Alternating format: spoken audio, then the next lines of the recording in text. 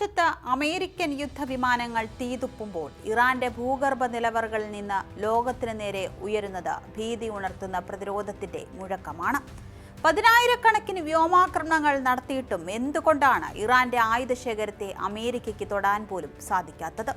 ലോകത്തെ ഏറ്റവും വലിയ സാമ്പത്തിക ഉപരോധങ്ങൾക്ക് മുന്നിലും ഒരു രാജ്യം എങ്ങനെയാണ് തുടർച്ചയായി യുദ്ധം ചെയ്യാനുള്ള കരുത്ത് സംഭരിക്കുന്നത്? വൻ ശക്തികൾ ഇറാന്റെ സൈനിക ശേഷി തകർത്തുവെന്ന് ആവർത്തിച്ച് അവകാശപ്പെടുമ്പോൾ ഇന്റലിജൻസ് റിപ്പോർട്ടുകൾ പുറത്തുവിടുന്ന ഞെട്ടിക്കുന്ന സത്യങ്ങൾ എന്തൊക്കെയാണ്? അമേരിക്കയുടെ യഥാർത്ഥ ഭയം എന്തിനാണ്?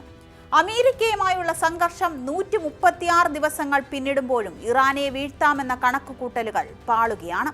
ലോകത്തിലെ ഏറ്റവും വലിയ മഹാശക്തിയെപ്പോലും നിഷ്പ്രഭമാക്കുന്ന ഞെട്ടിക്കുന്ന ആയുധക്കരുത്തും യുദ്ധതന്ത്രങ്ങളുമാണ് ഇറാൻ പശ്ചിമേഷ്യയിൽ ഒരുക്കിയിരിക്കുന്നത്.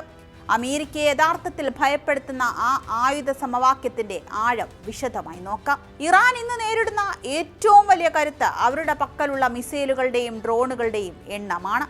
ഇസ്ലാമിക് റവല്യൂഷണറി ഗാർഡ് കോർപ്സിന്റെ പക്കൽ ഇപ്പോഴുള്ളത് ബാലിസ്റ്റിക് മിസൈലുകൾ 3000-ഓളമാണ്, ഡ്രോണുകൾ 50,000-ത്തിലധികം.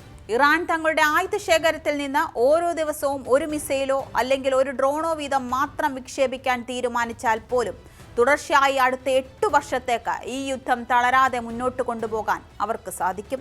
ഈ ദീർഘകാല അതിജീവന ശേഷിയാണ് അമേരിക്കയെ ഭയപ്പെടുത്തുന്നത്. ഇറാന്റെ ആയുധശേഖരം എന്തൊക്കെയാണെന്ന് കൂടി നോക്കാം. ലക്ഷ്യസ്ഥാനങ്ങളുടെ ദൂരത്തിനനുസരിച്ച് കൃത്യമായ പ്ലാനിങ്ങോടെയാണ് ഇറാൻ മിസൈലുകൾ സജ്ജമാക്കിയിരിക്കുന്നത്. ഹ്രസ്വദൂര മിസൈലുകൾ 500 കിലോമീറ്റർ വരെ പരിധിയുള്ള ഷഹാബ്, ഫത്താഫ് തുടങ്ങിയ 1500-ഓളം ചെറിയ മിസൈലുകൾ പശ്ചിമേഷ്യയിലെ അമേരിക്കൻ സൈനിക താവളങ്ങളെ ലക്ഷ്യമിടാൻ ഇവയ്ക്ക് സാധിക്കും. ദീർഘദൂര മിസൈലുകൾ 2000 കിലോമീറ്ററിലധികം ദൂരപരിധിയുള്ള ഖദർ, സെജിൽ, ഖുറാംഷഗർ തുടങ്ങിയ 300 മുതൽ 500 വരെ വലിയ മിസൈലുകൾ. ഇവയ്ക്ക് യൂറോപ്പിലെ പ്രധാന ലക്ഷ്യസ്ഥാനങ്ങളെ വരെ തകർക്കാൻ ശേഷിയുണ്ട്. മിസൈലുകൾക്ക് പുറമെ ഡ്രോൺ വിപ്ലവം ഇറാന്റെ കരുത്താണ്. ഇറാന്റെ ഏറ്റവും മാരകമായ ആയുധം കാമിക്കാസെ ഗണത്തിൽപ്പെട്ട ഷാഹേദ് 136 ഡ്രോണുകളാണ്.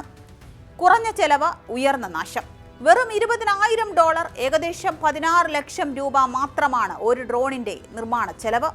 ഇത്തരം 30,000-ഓളം ഡ്രോണുകൾ ഇറാന്റെ പക്കലുണ്ട്. ശത്രുവിന്റെ കോടികൾ വിലമതിക്കുന്ന വ്യോമ പ്രതിരോധ സംവിധാനങ്ങളെ നിഷ്പ്രഭമാക്കാൻ ഈ കുറഞ്ഞ ചെലവിലുള്ള ഡ്രോൺ കൂട്ടങ്ങൾക്ക് സാധിക്കും. അമേരിക്കയുടെ ശക്തമായ വ്യോമാക്രമണങ്ങളെ ഇറാൻ അതിജീവിക്കുന്നത് എങ്ങനെയെന്ന് കൂടി നോക്കാം. അമേരിക്കയ്ക്ക് തകർക്കാനാകാത്ത ഭൂഗർഭ നഗരങ്ങളാണ് ഇറാന്റെ മറ്റൊരു ശക്തി. ഇറാന്റെ 80%-ലധികം ഭൂപ്രദേശവും മലനിരകളാണ്. ഈ ഭൂപ്രകൃതി അവർ പ്രതിരോധത്തിനായി പരമാവധി ഉപയോഗിക്കുന്നു. മലനിരകൾക്കുള്ളിലായി ഏകദേശം 500 മീറ്റർ ഭൂമിക്കടിയിൽ നിർമ്മിച്ച 30-ഓളം രഹസ്യ നഗരങ്ങൾ ഇറാനുണ്ട്. ഇത് മിസൈൽ സിറ്റികൾ എന്നാണ് അറിയപ്പെടുന്നത്.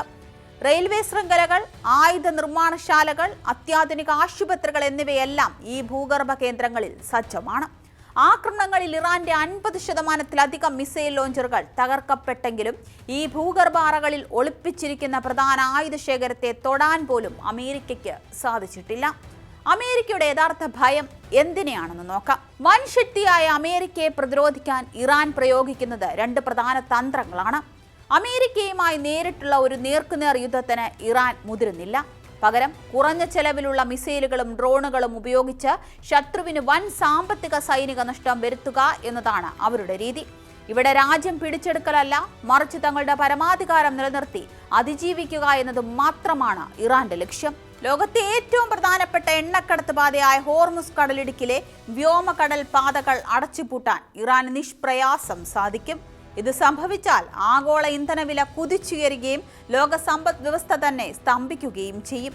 വർഷങ്ങളായുള്ള ഉപരോധങ്ങളും വ്യോമാക്രമണങ്ങളും കൊണ്ട് ഇറാന്റെ സൈനിക ശേഷി പൂർണ്ണമായി തകർക്കാൻ കഴിയില്ലെന്ന് അമേരിക്കയ്ക്ക് വ്യക്തമായി അറിയാം.